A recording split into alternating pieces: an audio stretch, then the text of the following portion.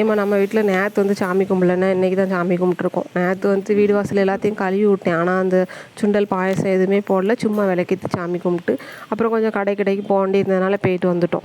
அதுக்கப்புறம் இன்றைக்கி தான் வந்து எங்கள் வீட்டுக்காரே வேலைக்கு போயிட்டு வரும்போது பழம் பூரி எல்லாமே வாங்கிட்டு வந்தாவளோ, அதனால சரி நான் வந்து வீட்டில் சுண்டல் அவிச்சு அதுக்கப்புறம் சக்கரை பொங்கல் போட்டு நம்ம இன்றைக்கி வந்து சாமியை கும்பிட்டுட்டோம். நம்ம வீட்டில் பிள்ளைகளுக்கு வந்து முக்கியமான பொக்கிஷம், நமக்கு பெரிய பொக்கிஷமே பிள்ளைகளோட படிப்பு தான்.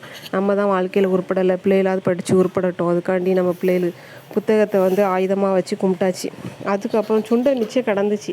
சரி லேட்டாக பிள்ளைகள் சாப்பிட்டுக்கிட்டான்னு சொல்லிட்டு நான் வந்து சுண்டலை வந்து குருமாவாக வச்சுட்டேன். சரி நைட்டு சப்பாத்தி போட்டு சாப்பிட்டுக்குடுவோம் அப்படின்னு சொல்லிட்டு சாமிக்கு வச்ச சுண்டலில் எடுத்து வச்ச சுண்டல் சரியா.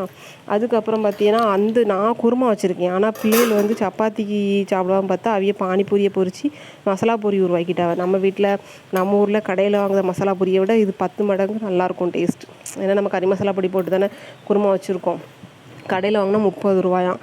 அது இந்த அளவுக்குலாம் டேஸ்ட்டே இல்லைம்மா, நீ வைக்கிறது தான் டேஸ்ட்டாக இருக்குது அப்படின்னு வேறு சொல்லிக்கிடுச்சு பிள்ளைகள். நானும் சாப்பிட்டு பார்த்தேன், எனக்கு இதே பிடிக்கும். கடையில் வாங்குற எங்கள் ஊரில் வாங்குற பூரியாவது பானிபூரியை நான் சாப்பிடவே மாட்டேன். அது அப்படி தான் இருக்கும். நம்ம சொல்கிறதுக்கு இல்லை. இப்போ பானிபூரி போடுறது அதே மாதிரிலாம் குறைச்சிக்கிட போகிறாவ, அதனால் நான் அதை சொல்கிறதுக்கு இல்லை.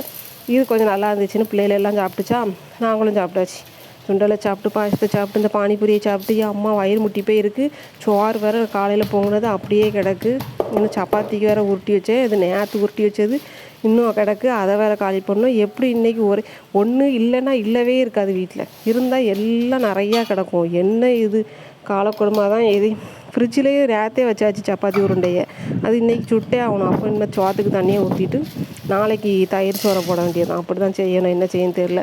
நம்ம சாமி தான் கும்பிடுவோம். ஆனால் ஒரு சிலருக்கு இவெல்லாம் சாமி கும்பிடுதாலாம். சாமி என்னமோ அவியலுக்கு மட்டும்தான் சொந்தங்க மணிக்கே. நம்மகிட்ட ஒரு கோயிலுக்கு போயிட்டு வந்தோன்னாலும் நீ கோயிலுக்கு போயிட்டு வந்தியா அப்படின்னு கேட்காங்க. எப்படின்னே புரியல.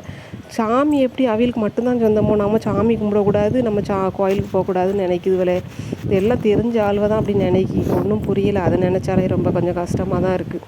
என்ன செய்ய, அந்த சாமியே துணை. புலம்பி தள்ள வேண்டியது.